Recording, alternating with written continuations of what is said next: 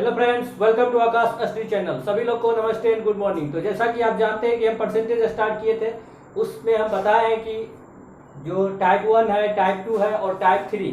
तो question type 3 की ओर चल दिए थे। टाइप 3 क्वेश्चन हो रहा था और जो भी पहले क्वेश्चन था जो कि टाइप 1 में पूछा गया या टाइप 2 में पूछा गया, वो मैंने करवा दिया। तो चलेंगे टाइप 3 के कुछ क्वेश्चन, उसके बाद टाइप 4 में आज हम चले जाएंगे। तो उससे पहले अगर आप वीडियो पे नए हैं तो वीडियो को जो है सब्सक्राइब कर दें, चैनल को सब्सक्राइब कर दें। वीडियो अगर पसंद आए तो वीडियो को लाइक कर दें और शेयर करना ना भूलें। तो चलते हैं क्वेश्चन की ओर बिना टाइम वेस्ट किए हुए।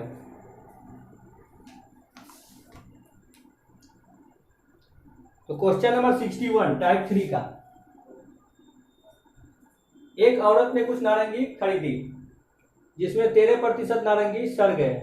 बचे हुए नारंगी का 75% बच्चों को बांटने के बाद उस औरत के पास 261 नारंगी बच गए। तो उसके द्वारा खरीदे गए नारंगियों की संख्या क्या थी? तो देखिए, हम मान लेते हैं कि टोटल जो क्वेश्चन है, मतलब टोटल जो है नारंगी 100 है। और इस क्वेश्चन के माध्यम से क्या जानेंगे कि 100 में 13 नारंगी क्या हो गया। अकॉर्डिंग टू क्वेश्चन के माध्यम से 13 को नारंगी सड़ गया, तो बचा कितना? 87%। 13 को 100 में अगर 13 नारंगी मतलब 13% नारंगी सड़ गए तो बचा कितना?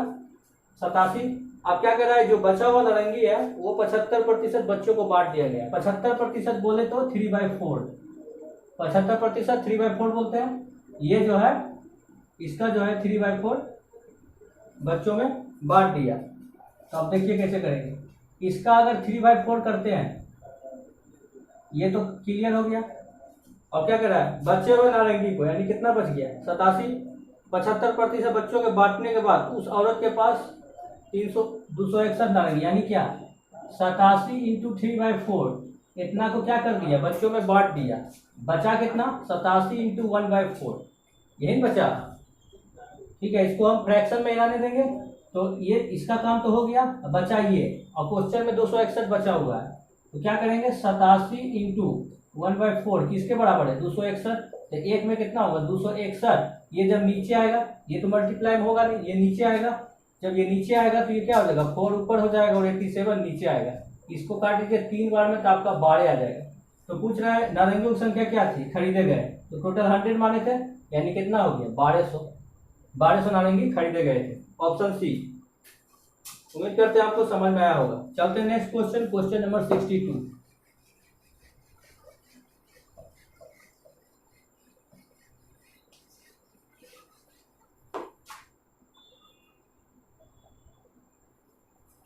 एक पुस्तक के 50% पेज सफेद है तथा शेष के 40% पेज हरे रंग के हैं एवं शेष बचे 150 पेज पीले रंग के हैं। तो पुस्तक के कितने पेज हरे रंग के हैं? मान लेते हैं कि जो टोटल पेज है वो 100 पेज है एक पुस्तक में। 50% सफेद है, इसका 50 करेंगे तो कितना होगा? ये 50 हो जाएगा। ये कितना हो गया? व्हाइट हो गया। सफेद है, व्हाइट हो गया। बचे हुए 50 का 40%, इसका 40% करेंगे तो इसका जब 40% करेंगे तो ये कितना आ जाएगा? 20, यानी 20%। और ये 30%। 20% पेज क्या है? ग्रीन कलर के हैं। बच गया कितना? 30। फिर क्या कह रहा है? 150 पेज पीले रंग के है, जो बचा हुआ है वो पीले रंग का, यानी ये क्या हो गया? पीले रंग का। तो 150 मेरा वैल्यू में यहाँ परसेंटेज में है, तो 30 बराबर 150 कर दीजिए, तो 1 बराबर 5। तो पूछ रहा है हरे रंग के पेज कितने? हरे रंग का पेज कितना है? 20। जैसा क्वेश्चन पूछ रहा है वैसा कर दीजिए। आपका जो आंसर आएगा 100 है हरे रंग के पेज, ऑप्शन ए। चलते हैं नेक्स्ट क्वेश्चन, क्वेश्चन नंबर 63।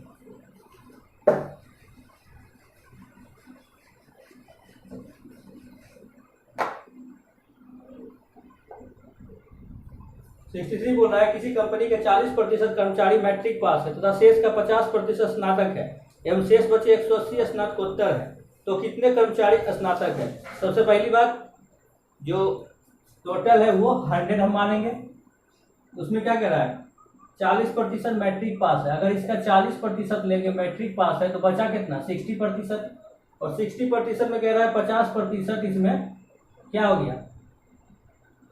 50%, यानी कितना हो गया? ये 30 हो गया, ये भी 30 हो गया। ये क्या है? ग्रेजुएट है, जिसमें स्नातक कहते हैं हिंदी में।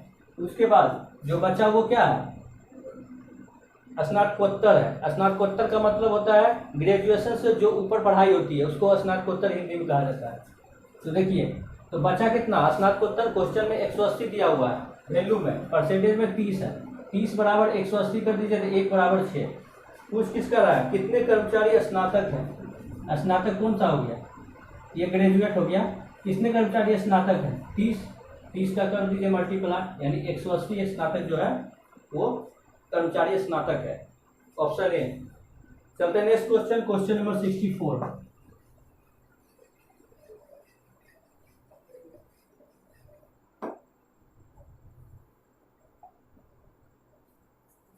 कह रहा है मेरे खर्च और बचत के बीच अनुपात 3:4 है, यदि यह अनुपात 4:3 करना हो तो खर्च में कितने प्रतिशत की वृद्धि करनी होगी।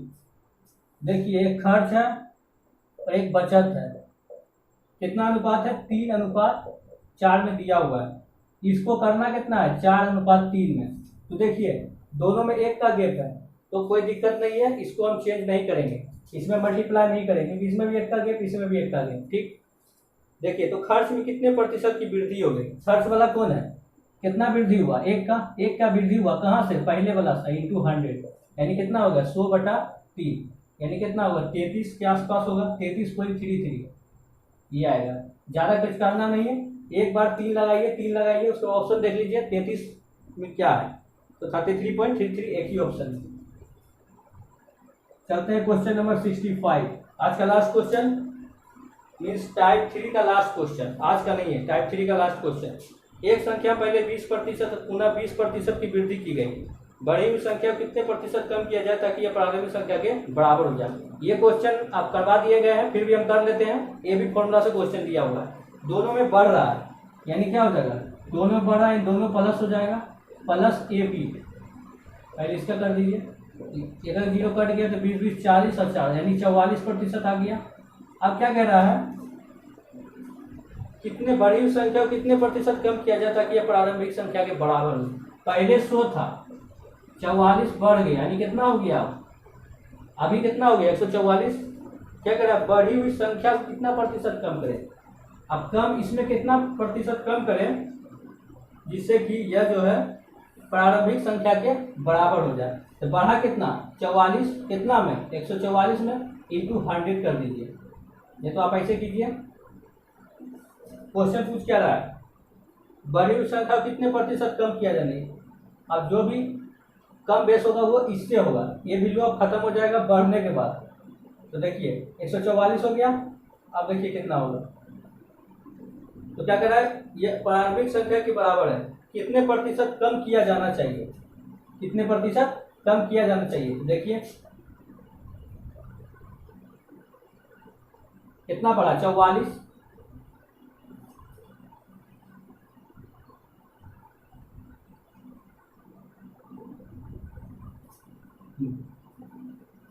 ये हो गया, 100 था, इतना हो गया 44%। अब क्या करें, बड़ी संख्या को कितने प्रतिशत कम किया जाए ताकि यह प्रारंभिक संख्या के बराबर है। 100 था, 100 से कितना होगा 44 बढ़ गया, 144 हो गया। अब 144 हो गया, कितना बढ़ाए थे 44 कम किए तो कितना हो गया 100, इससे काट लीजिए, ये 22 हो गया। देख लेते हैं कैसे होगा। एक संख्या पहले 20% पुनः 20% की वृद्धि की गई, यानी टोटल कितना होगा 44%। बड़ी हुई संख्या को कितने प्रतिशत कम किया जाए, 100 था, 100 से कितना हो गया 144 हो गया, 44 बढ़ा दिया गया, कितना प्रतिशत कम किया जाए ताकि यह प्रारंभिक संख्या के बराबर हो जाए। तो देखिए कितना प्रतिशत कम करेंगे, 140, ये हो जाएगा आपका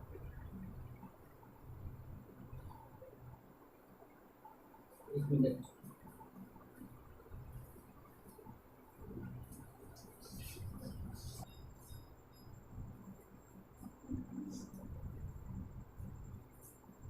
अब देखिए ये कितना बढ़ गया 100 से 144। अब कह रहा है बढ़ी हुई संख्या में कितना प्रतिशत कम किया जाना चाहिए, तो कितना कम करेंगे।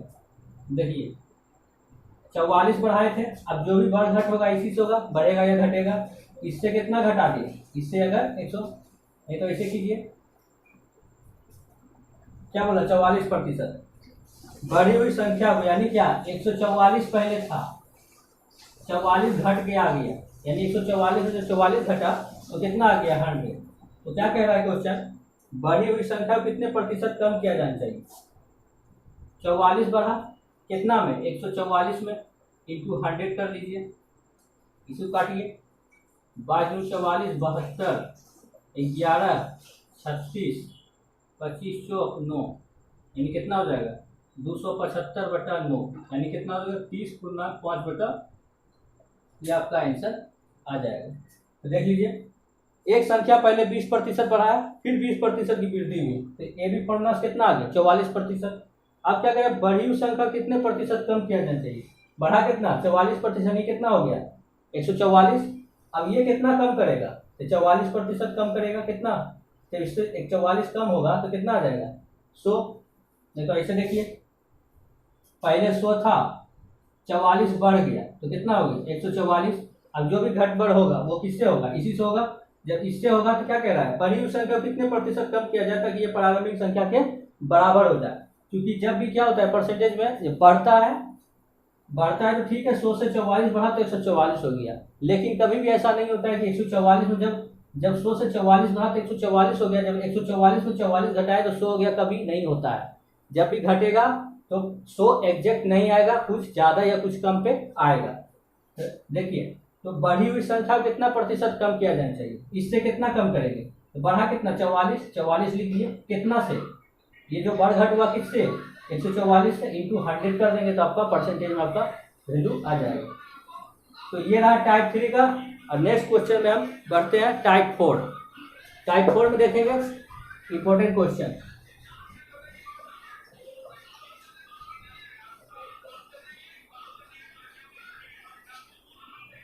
टाइप 4,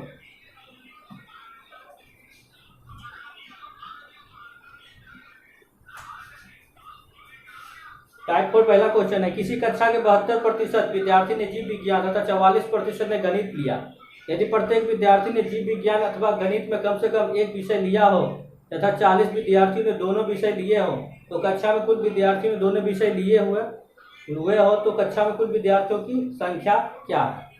देखिए, ऐसे क्वेश्चन को बनाने के लिए एक ये रीजनिंग में भी होता है और ये मैथ में भी होता है, ये जो बताने वाले, इसमें 2 की चर्चा करते हैं और 3 की भी चर्चा करें। इस टाइप से ये फिगर बनता है, जो कि ये रीजनिंग का एक पार्ट होता है। तो चूंकि परसेंटेज में मैथ में भी ये पूछ देता है कभी कभी, लेकिन ज़्यादातर ये रीजनिंग में पूछा जाता है और काफ़ी सिंपल क्वेश्चन पूछा जाता है।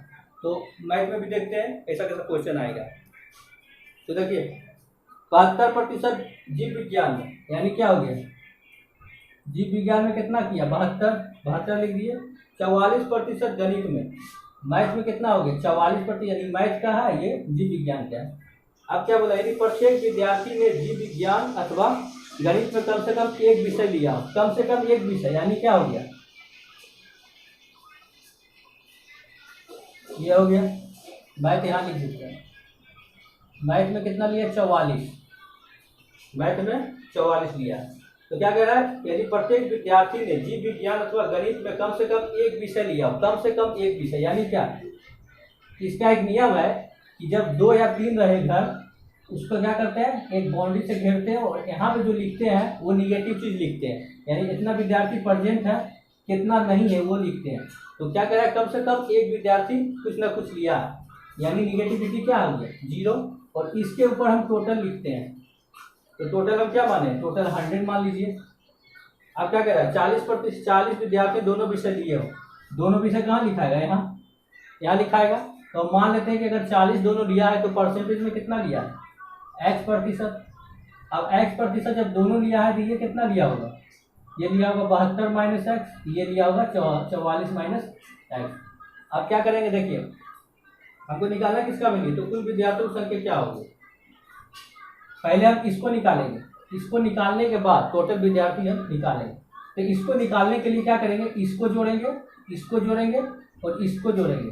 कौन सा पार्ट, परसेंटेज वाला पार्ट जोड़ेंगे, और इसको भी जोड़ेंगे।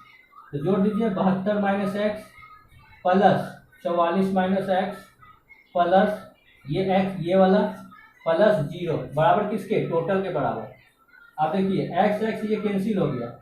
अब क्या हो गया, अब इसको जो है इसको जोड़ लीजिए, 4 2 6 7 4 11 माइनस एक्स बराबर 100 एक्स को इधर ले जाइए, इसको इधर ले जाइए, एक्स बराबर कितना आ गया 16, या एक्स का परसेंटेज कितना हो गया 16%। अब ये 16% दोनों के लिए, और मेरा वैल्यू कितना है 40 है, तो क्या कर देंगे 16 बराबर 40 कर देंगे, तो एक में कितना होगा 40/16, तो 100 में कितना होगा 40/16। 100 के लिए क्योंकि टोटल विद्यार्थी बोल रहा है, इंटू 100, 4 रहा है 40, 4 चौक 16, 25 से काटिए, यानी कितना आ जाएगा आपका 250 स्टूडेंट आ जाएगा। ऑप्शन सी आएगा 250 स्टूडेंट। अगर आपको समझ में नहीं आया तो कमेंट बॉक्स में बोलिएगा, इसको हम फिर से हम कमेंट बॉक्स में बताएंगे। और भी समझ में नहीं आया तो वीडियो जो है पीछे करके देखिएगा। चलते हैं नेक्स्ट क्वेश्चन, क्वेश्चन 67। ये था क्वेश्चन नंबर 66। चलते हैं क्वेश्चन नंबर 67।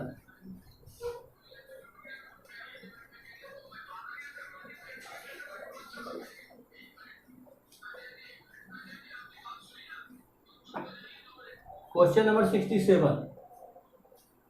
किसी परीक्षा में 60% छात्र अंग्रेजी में उत्तीर्ण हुए, 70% हिंदी में और 40% दोनों में, तब अंग्रेजी और हिंदी दोनों में अनुत्तीर्ण छात्रों की संख्या क्या थी? दो चीजें अंग्रेजी और हिंदी, बनाइए बॉक्स। अंग्रेजी हो गया, ये हिंदी हो गया, इसको थोड़ा बड़ा कर लीजिए। क्या बोल रहा है 60% अंग्रेजी में, यानी अंग्रेजी कितना है 60 हो गया, 70 हिंदी में, हिंदी कितना हो गया 70 हो गया। इसको बॉक्स से घेर लीजिए, इसको थोड़ा इस तरह से लीजिए। उसमें क्या कर रहा है 40% दोनों में, अगर दोनों में 60 में अगर 40% ले लिया, ये कितना हो गया 20, ये कितना हो गया 30। तो पूछ क्या रहा है अनुत्तीर्ण छात्रों की संख्या क्या थी? ये सब क्या है उत्तीर्ण, ये सब उत्तीर्ण का है, और यहाँ कितना हो गया यहाँ का पता नहीं है। टोटल तो कितना हो गया, टोटल हम मान लेंगे 100। तो अनुत्तीर्ण यानी ये हमको निकालना है, नेगेटिविटी को देता है, और ये उत्तीर्ण होती है फैल देगा यहाँ पे। इसी को सबको जोड़ दीजिए, 20 + 40 + 30 + x बराबर किसके 100 के बराबर। 40 से 70 20 90, यानी x का वैल्यू कितना हो जाएगा 10, यानी 10% ऐसे छात्र हैं जो अनुपस्थित थे, यानी उत्तीर्ण नहीं थे, अनुपस्थित उत्तीर्ण नहीं थे। चलते हैं क्वेश्चन नंबर 68। Question number 68।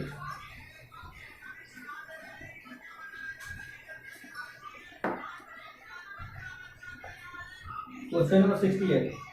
विद्यार्थियों के समूह में 70% अंग्रेजी बोल सकते हैं, 65% हिंदी बोल सकते हैं, यदि इन विद्यार्थियों में 27% विद्यार्थी दोनों भाषाओं में से कोई भाषा नहीं बोल सकते हैं, तो इस समूह के कितने विद्यार्थी दोनों भाषाएं बोल सकते हैं? इसको भी उसी तरह से फिर इसी को बनाइए, दो बॉक्स। कौन कौन सा है, एक हिंदी है और एक हिंदी है, एक अंग्रेजी है। अंग्रेजी कितना है 70 यहाँ लिखिए, और हिंदी 65 है, इसको आप यहाँ लिख दीजिए। 27% विद्यार्थी दोनों भाषाओं कोई भाषा नहीं बोलते हैं।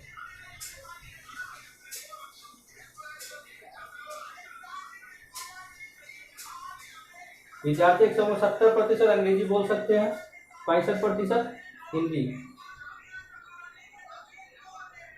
तो मान लेते हैं कि 27% नहीं बोल सकते, दोनों भाषा कोई भाषा नहीं बोल सकते।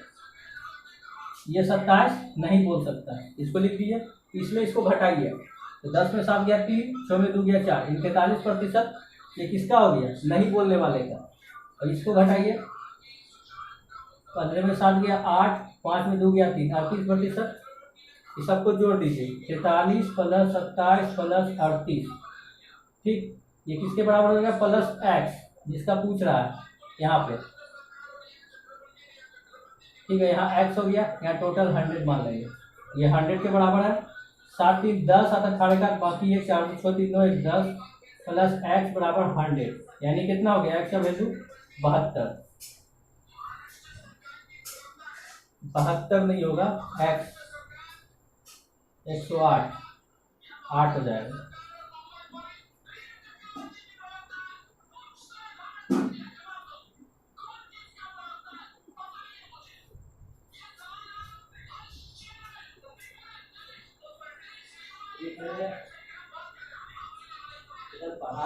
डिस्टर्ब हो रहा है,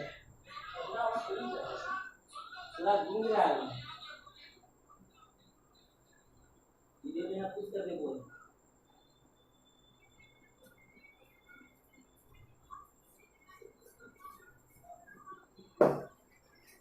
एक बार फिर से इसको कर लेते हैं। Question number 68।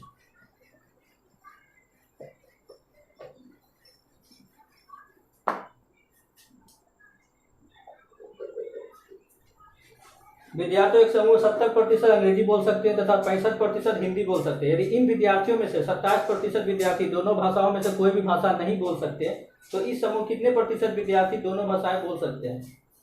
देखिए,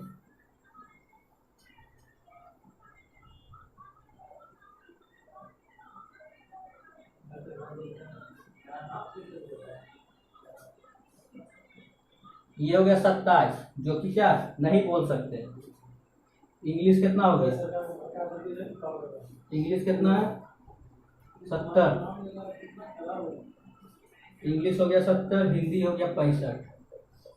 यानी मान लेते हैं कि x प्रतिशत भाषाएं दोनों बोल सकते हैं। तो ये कितना हो गया?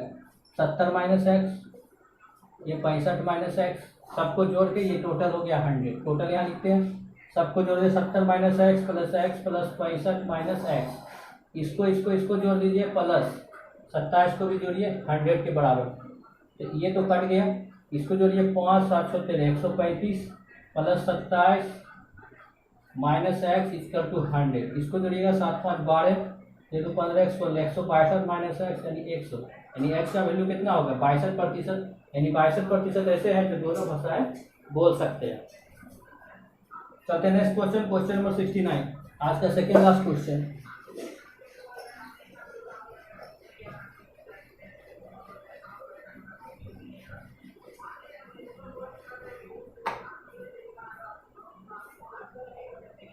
क्वेश्चन नंबर 69, एक सर्वेक्षण में सर्वेक्षित लोगों में से 70% के पास कार थी, 75% के पास टीवी था, यानी 55% के पास कार और टेलीविजन दोनों थे। तो सर्वेक्षित लोगों में से कितने प्रतिशत के पास कार या टेलीविजन में से कोई भी नहीं था? इस तरह बनाएंगे इसको भी एक बॉक्स की तरह। टोटल 100 और क्या बोला है? 55% के पास दोनों थे, 70% के पास कार थी, यानी कार कितना हो गया? 70। 75% के पास टीवी था। ठीक, अब क्या बोल रहा है? तो कितने के पास कोई भी नहीं था, यानी निगेटिविटी को बता रहा है, उसको हम यहाँ लिखेंगे। एक्स 70 में 55 हो गया तो कितना बच गया? ये 15। ये कितना बच गया? 20। सबको जोड़ दीजिए, 15 प्लस 55 प्लस 20 प्लस एक्स बराबर 100। तो 55 और 20 75, 75 और 15 90, यानी एक्स का वैल्यू कितना हो गया? 10। ये 10% ऐसे थे जो क्या किसी कोई भी चीज़ नहीं था, ना कार था ना टेलीविजन था। Option C. चलते हैं आज का लास्ट क्वेश्चन, क्वेश्चन नंबर 70।